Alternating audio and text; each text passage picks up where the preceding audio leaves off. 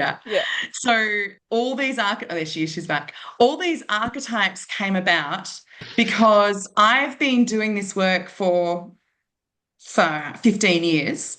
But what I've discovered in that time is that I'm incredibly good at helping other people through their stuff. But I kept on hitting my own brick walls. I kept finding my own blind spots and my own stuff that kept getting in the way. And I wasn't able, it didn't matter what I do, I couldn't get through certain blockages. When I had that full download, and that was the day that I started walking here in South Fremantle, and I walked all the way along the beach, all the way to the dome in North Coogee.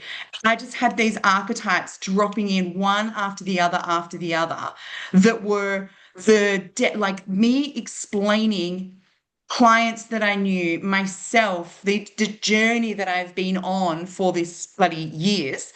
And it was all things that I couldn't put language on before.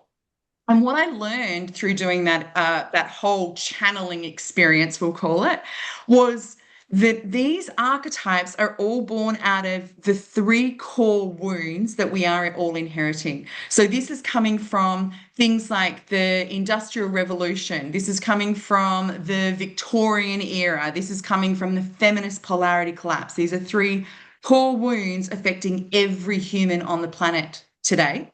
Then we have the secondary five wounds, which is the witch wound, the mother wound, the father wound, the brother wound, the sister wound.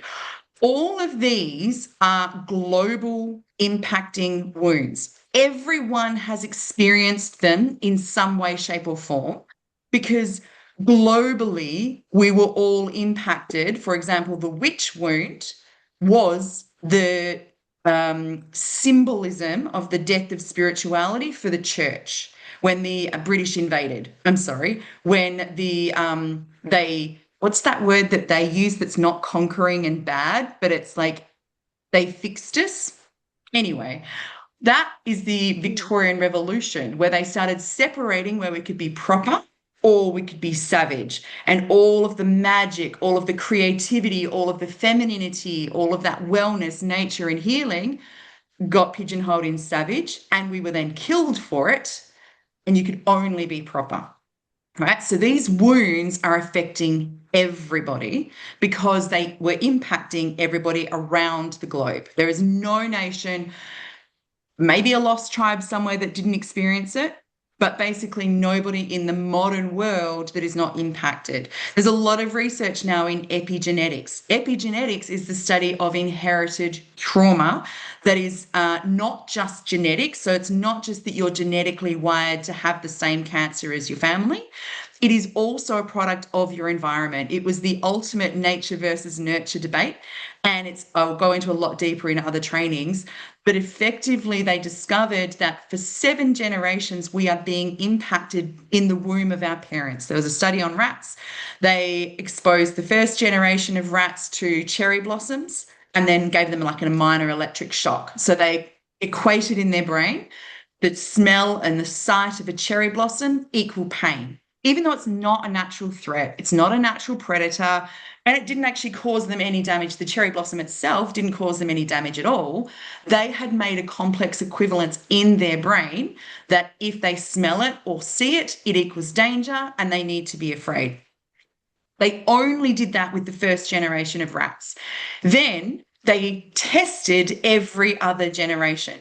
The second generation, the children of the first, as soon as they exposed them to cherry blossom, they were afraid, even though they'd never received an electric shock. And they were like, yeah, logic, that makes sense. They were there in the womb. It was close. The parents might have taught them.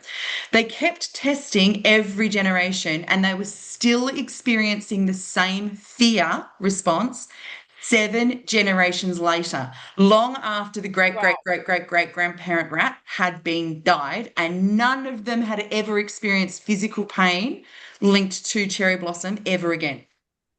Right? Mm. That's happening to That's us. wild. That is proven happening to all humans. It's just mind blowing. Mm. That's a lot. It's a lot. It's a lot. So then we go and do all of this self-healing and inner child healing. Dude, you only got one child. Or you go, okay, I'm going to do family dynamics, which is you and your family. That's your first generation. What about great, great, great, great, great, great that you didn't even know was going on for you? And that's where all of these were born from. And so 7 generations, I'm releasing this in 2025, 7 generations in human history. The 3 global wounds that we've experienced are the Victorian Revolution, which was godliness is next to cleanliness, which actually was really logical because people who went to church on a Sunday had a bath. So then they washed their dirt and germs away. But this was before they knew that germs equal death. So they just read God equals is safety. No, God people washed more, had less germs, died less. So technically, church, God saved them, but only because we didn't have words for germs yet. Can you see how these were positive things that accidentally got misunderstood and then completely stuffed up a whole bunch of people?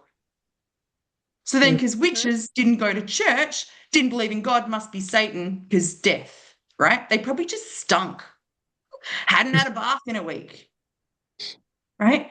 Didn't wash their hands when they were delivering a baby, so the baby died in childbirth. That's literally all it was. All of the conditioning from our society, all of the good and bad success and results and things we have today were born out of this original separation. Then that evolved into the Industrial Revolution, and we further strengthened the separation because now it didn't matter if you're a good boy or a bad boy or anything else, but you now were also had a factory. So through the Industrial Revolution, we started to mean you are all of the uniqueness was bad and all of the sameness and uniformness was good because uniformness was required to run a factory. It's when the education system was built. It's not designed for helping people. The education system was designed to train people as factory workers so that they would respond to a bell, so that they would follow instructions, so they would do what they were told. That is why we have the current modern education system. It is training factory workers. Great. And it was also babysitting for the factory workers because they were going to work 5 days a week. So they couldn't, prior to that, we would have our children at home with us. We would learn in circle. They would learn from their parent. But now money, survival came from the factory. So the parent needed somewhere to put the child so that they could learn how to take in the next factory. They don't need education to work in a factory, but we did need somewhere to put them while we turned into machines. Does that make sense? So again, the uniqueness, the suppression of uniqueness, and the just that constant motion. That man is a machine. This is where the mechanical man archetype comes from, and it's just constant productivity. Your productivity equals your worth, which was fine when it was just the men and we could still stay at home. And then some smart woman decided it would be great if we had some rights too. I honestly some days want to slap her. Because I reckon that once upon a time we were a matriarchal society and we were like, I'm tired, fuck it, let them do some work for a while. So then we gave the men some responsibility for a while so we could have a rest. And then they took it too far and it became the dominance and suppression because the Vikings, most native tribes are actually a feminine matriarchal system. It's only this Western civilization that made it all masculine. Patriarchy. So then the feminist movement comes along and we're like, let's get rights again, which, yay, love it. Happy to be living in my house and sharing. But it caused a complete polarity reversal. The collapse of polarity, which means now women are judged by the same standards that men used to be. Men are now judged by the standards that women were used to be, but they've not had any training. They're the first generation of it. So the whole thing has just imploded, and all of these wounds are now impacting our ability to work, to be healthy, to be wealthy, and more importantly, to have really functional relationships. And it's so devastating to me that no one taught me this earlier. Karen and I just had this big conversation about it today. No one taught me this when I was 20 and helped me understand it's not me, it's my conditioning. No one taught me it's not my fault that I'm self-sabotaging. It's not my fault at all. It is my great-great-great-grandparents' wound when they hid to stay safe. Great. It worked then, but the world changed. And the reason I'm so passionate about it right now is we are into the fourth wound, the AI wound. Tech itself actually wasn't a wound, it was the contribution to what we have now. It was an expansion of productivity. It was the ability for the feminist polarity for us to get genuine equality. But now we are moving into the AI, and the problem with AI, if any of you have suffered through my rants about how upsetting ChatGPT has made me recently, ChatGPT, all AI, is now a child inheriting human wounds. So we have to stop this now. We need to know this stuff, work with this stuff, and clear this stuff now, because otherwise AI is going to inherit it and it's going to do it faster, and we're not going to be able to stop it. Okay. So this is such a passion topic for me. And all of the archetypes are how we express our reaction to these wounds. So the wounds happened, then we created coping mechanisms. We created a way to handle it, to show up, to stay safe and survive within a broken system. And that's what the archetypes are. So I'm going to show you the photos of the different archetype cards as we go through. But how does that make sense? Does that resonate? Have you got any questions on the first, like the real origins of this card deck and these wounds? That was incredible what you just said. Wow. Mm. I don't know how you do it. It's so amazing. Thanks. A lifetime of studying people and 16 years of dedicating myself to purely deciding. The way that I discovered this is I refuse to accept that anyone is broken. I don't. I refuse to accept that anyone is born evil, seeking redemption. It's nonsense. I've got a whole religious rant coming out shortly.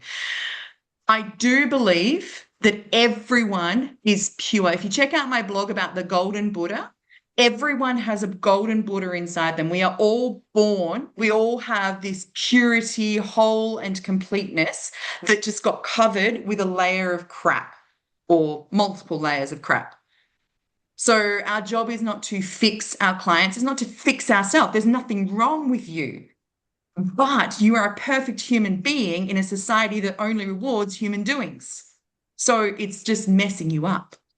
So what I designed these cards for was to give us all an opportunity not to fix, not to do anything like that, but it's an opportunity to witness the wound, to witness the mask. It's like when you're wearing a mask and you can't see it, but now you'll be able to look at it and go, oh my God, that's what's happening.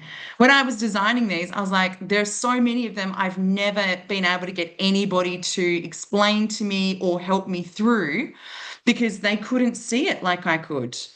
Whereas now I can. Now you can see it, which is very exciting.